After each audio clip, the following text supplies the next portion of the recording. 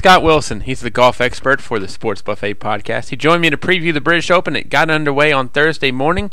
Here's Scott's takes on who he likes, who he doesn't, and more on the Sports Buffet podcast. One of the distinguished golf experts for the Sports Buffet podcast, Scott Wilson, watches anybody that watches just what I call regular tournaments gets the word expert for us. And across the pond, the Open Championship already underway in the first round, but can't win a championship in the first round. Scott, going into this tournament, though, what are some things that you look for, and what makes the Open Championship unique from other majors?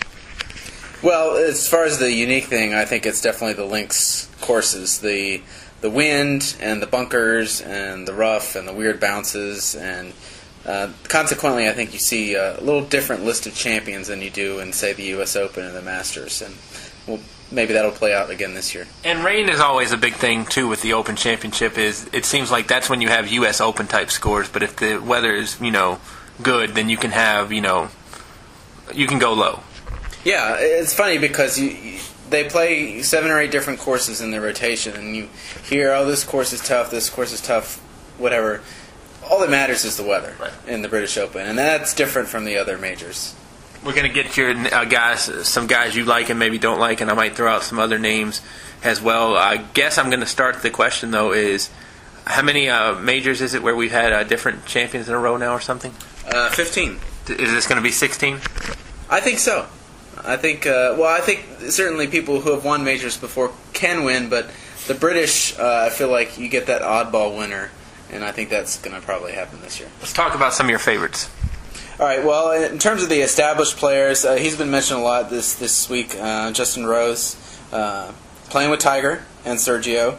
He won a World Golf Championship event earlier this year, and he made his name for himself in the British Open many years ago, but I think he's well suited for this. We kind of touched on this last time when we talked about the U.S. Open. Do you think guys get benefit or get hurt by playing with Tiger in those early rounds?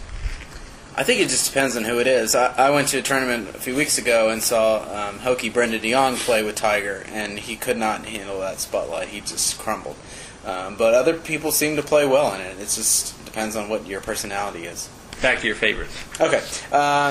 Somebody else that I threw out there, past winner, I think Padraig Harrington's kind of been playing a little bit better recently. He hadn't been playing great before that, but he certainly could.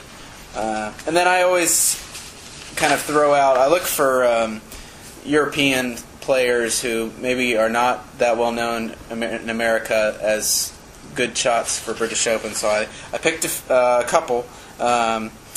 Martin Laird from Scotland and Peter Hansen from Sweden. Just keep their names in the back of your head. Because if nothing else, one of them will be good for having like the first round lead or something. And I was reading, I was actually doing some reading myself too, and Molinari, I believe, has been playing well in the European Tour. I think he gave one away last week. Is there any deep sleeper that you know of or see maybe in terms of the Brits? I think there was a guy last year to the year before that contended, Robert Rock. Yeah, Robert Rock. They're actually, the list of people from England is like 24. I'd love to pick somebody like Ross Fisher because he's contended before, but I don't think he has the game. So maybe I'll throw out my favorite name, either Morten Oram Madsen or Thorbjorn Olesen from Denmark. I like that name. I'm going to go with Thor. How about some Americans who might be able to play well, and maybe some Americans who this is not suited for their game? Well, I'd like to see Ricky Fowler play well, and he did play well last year. I didn't think that Dustin Johnson would be somebody who would do great at British Open, but he almost won it last year. I always kind of look at those two as the Americans that can do well. I'm still waiting for Hunter Mahan to do well in a major, and maybe this will be the major that he's going to do it. I mean, I know we haven't talked about Tigger yet. Yeah, let's go ahead and get to Eldrick. I was listening to the Golf Channel on Wednesday, and they were really high on his chances. Excuse me, I was actually on ESPN. Andy North was high on his chances. Sorry, Andy. Avid listener of the podcast. Yes. I'm just not sure. The big thing about this course, they talk about how many bunkers there are and how you have to keep it in the fairway. And Tiger, still his driver, I think, is a bit of a question. And these bunkers are a little bit different from American bunkers, if I'm not mistaken. Yeah, well, they're deeper and harder to get out of. A lot of times you just end up playing sideways. Right. Because you look at a good bunker shot last week, Zach Johnson on in that playoff against what's his name? Troy Madison. Yes, Troy Madison. I mean, Zach Johnson hit a great bunker shot and got it to within about 5 feet. He has had a hot hand too. Zach Johnson suited for this type of golf? He could be. He's got to keep it in the fairway. He's not, the longest hitter in the world, so he really has to hit it straight and make putts. This has also recently been an old man tournament with Darren Clarke winning last year. Of course, no one will ever forget Tom Watson with a contention. Who's your old man trendy pick? Well, I got a couple for you. I anticipated this question. Somebody I mentioned to you last week, Mark Halkiveka, is in the field. So he's done well at the British Open before. And, I know he's not quite over the hill yet, but John Daly. How about John Daly? Why? Well, he played. I'm not arguing. I'm just asking. He plays well at the British. I remember either last year or the year before, he was right up there in the leaderboard in the first couple days, and he played pretty well in a recent tournament that he was in. I think he could surprise a few people. And I've seen some people say they think Tom Lehman could be suited for this course. I believe he actually won the British Open at this course at one point. I don't know that I'm as high on Tom Lehman anymore, but your thoughts? Yeah, I don't. I mean, it's easy to sit here and say that nobody who currently plays on the Champions Tour would do well, but we've been proven wrong in the past. But I just don't see it from Lehman, and I don't see it from Tom Watson either. Kyle Haney and I were talking about this the other day. If Tom Watson wins that tournament, 2 years ago, how big of a story is that in terms of all-time sports stories?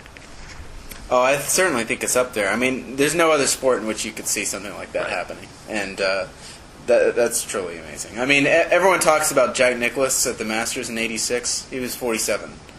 Tom Watson is a lot older than that. Sunday, is it going to be, you think, going down to the stretch, or do you see kind of a McIlroy? Or I believe even Clark at the British Open last year wasn't he ahead by quite a bit, or Schwartzel or Oosthuizen a few years ago?